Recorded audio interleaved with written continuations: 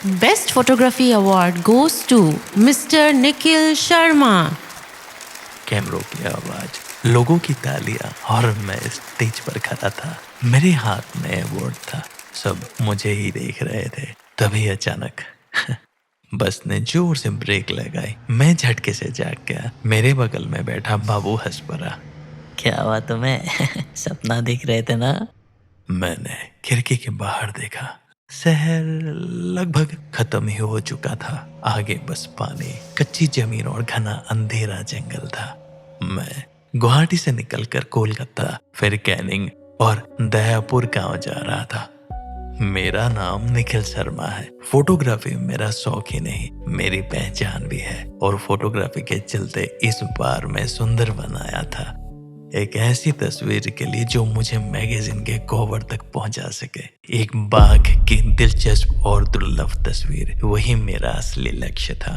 शाम तक हम बाबू के गांव पहुंच गए। यहाँ की हवा अलग थी, नमकीन, भारी, अजीब सी खामोशी से भरी हुई। सूरज जैसे ही ढलने लगा, पूरा इलाका तेजी से अंधेरे में डूब गया। शाम के सिर्फ 6 ही बजे थे और ऐसा लग रहा था जैसे आधी रात हो गई हो। चारों तरफ कच्चे घर, कुछ लकड़ी के, कुछ मिट्टी के। घर के बाहर टंगे थे जाल, सूखती मछलियां और दूर कहीं से आती पानी की बहाव की आवाज। बाबू के घर पहुंचते ही उनके पिता आलोक दास दरवाजे पर ही मिल गए। उनकी आंखें गहरी और थोड़ी सख्त थी।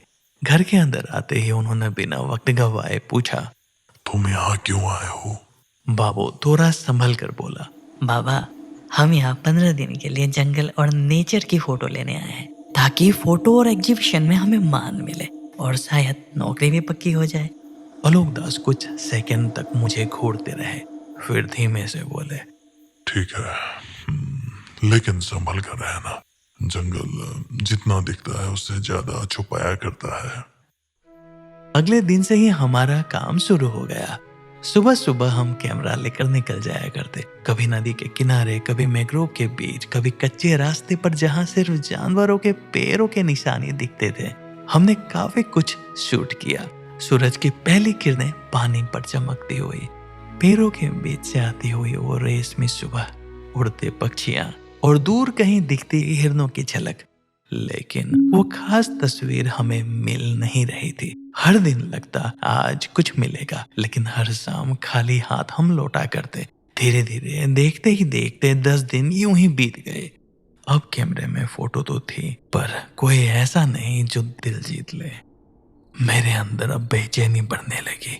ऐसा लग रहा था जैसे जंगल कुछ छुपा रहा हो। 10वें दिन की शाम, आसमान लाल हो रहा था और हवा में एक अजीब सी नमी थी। मैंने अंकल से कहा, दास अंकल, मुझे खारे पानी वाले जंगल के अंदर जाना है।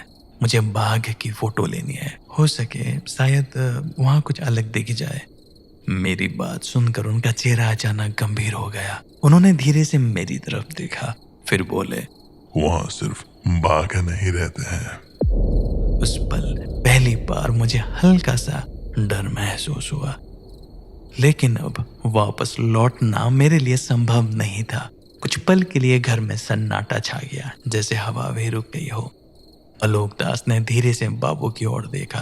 तभी पीछे से एक भारी कांपती हुई आवाज आई, बाबू, तुई की जानिस ना ওই जंगले गेले की है?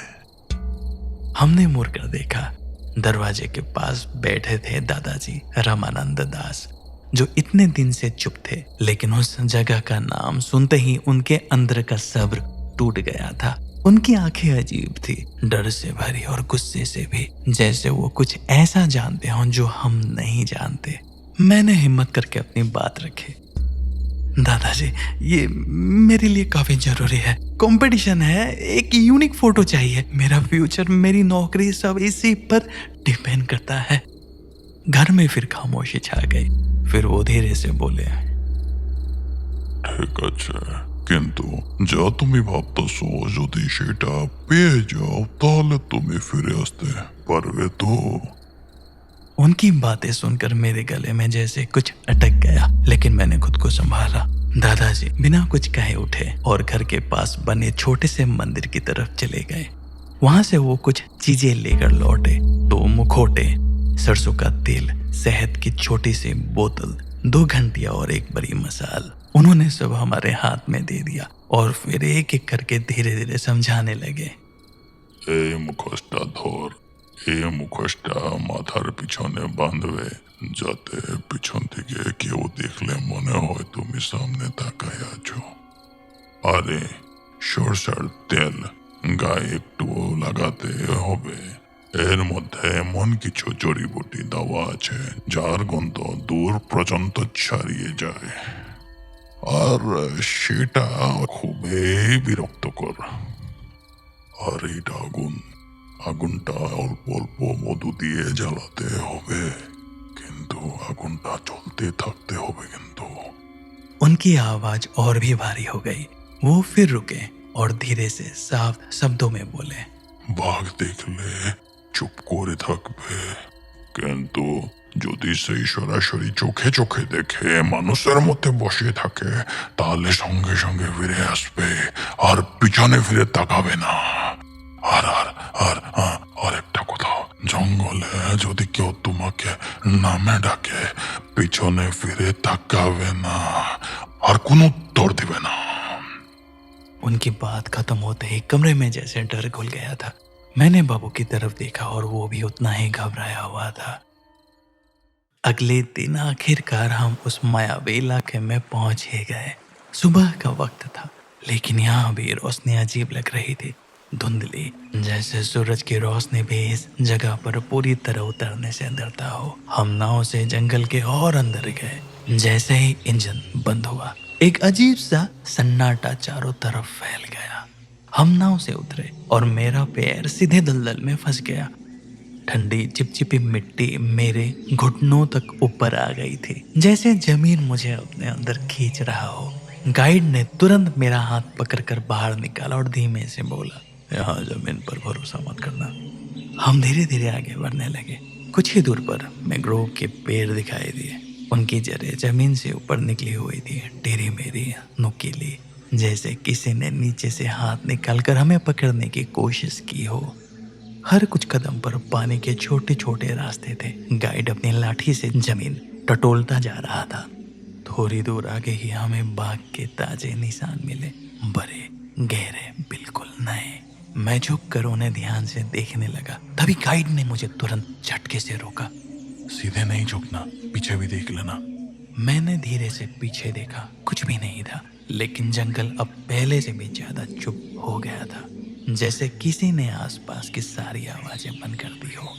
कुछ देर बाद धुंध और घनी होने लगी। अब 10 कदम आगे भी साफ दिखाई नहीं दे रहा था। तभी मेरे बिल्कुल पास से एक धीमी आवाज आई।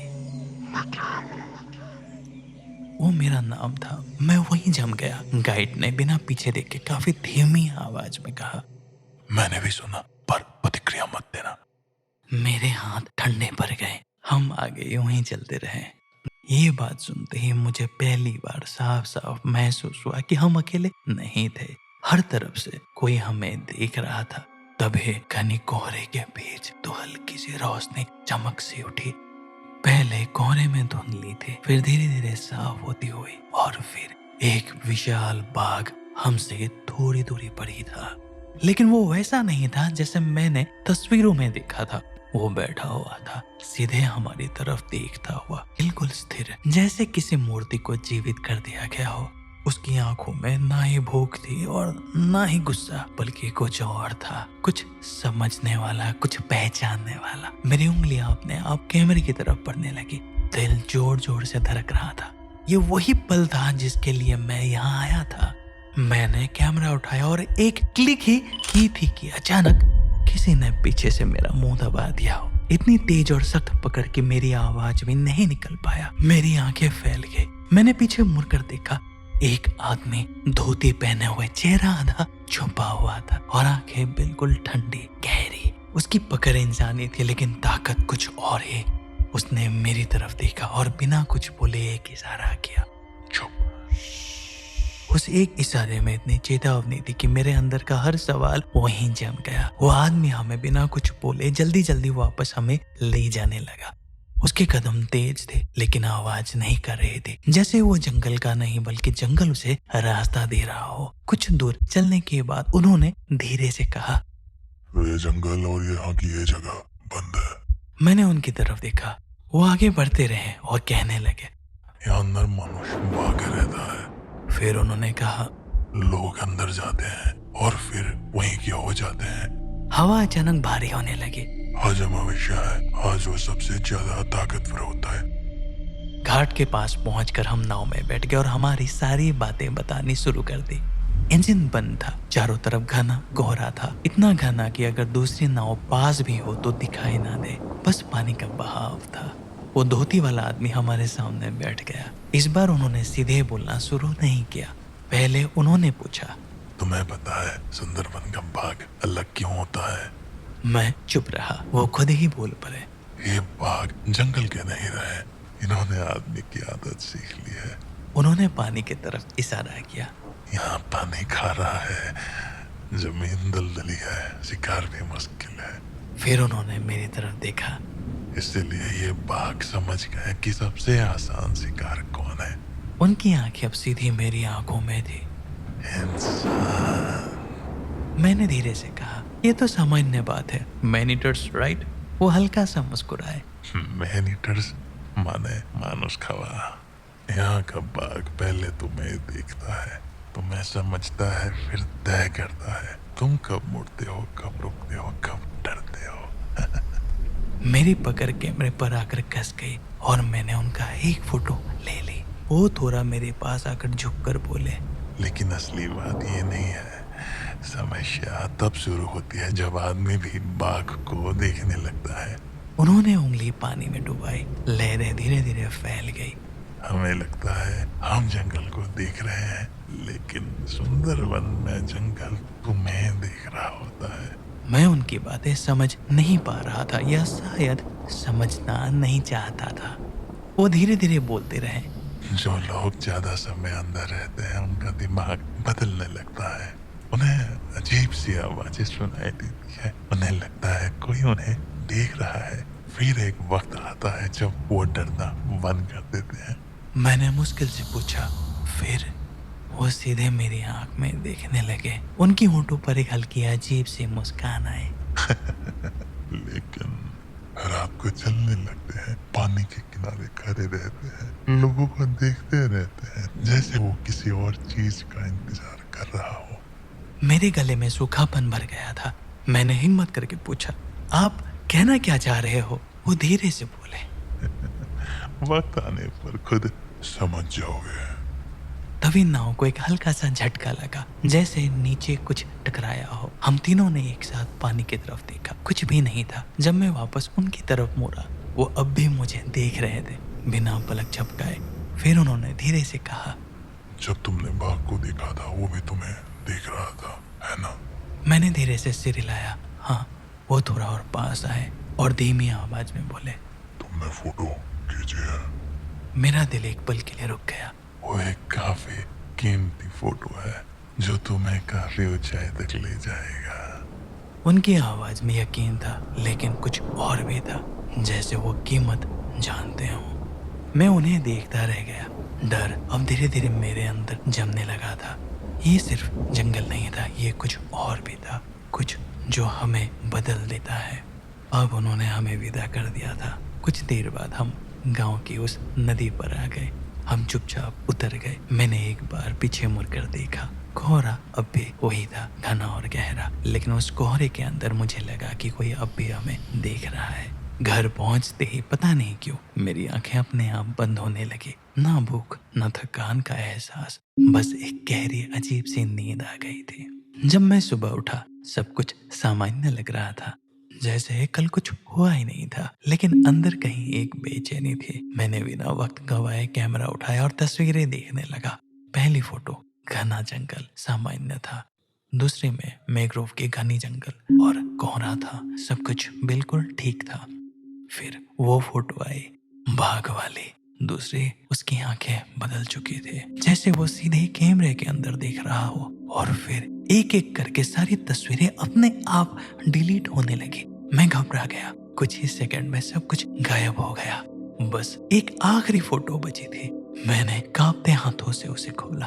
उसमें बाघ था, शांत, बिल्कुल स्थिर, जैसे वो पहले से ही जानता हो कि मैं उसे देख रहा हूँ। हैरानी की बात ये नहीं थी कि बाघ मुझे देख रहा था, हैरानी की बात तो ये थी कि उसके पास एक आदमी खड़ा था, धोती पहने हुए। उसका चेहरा साफ नहीं दिख रहा था, लेकिन उसकी मौजूदगी काफी साफ महसूस हो रही थी।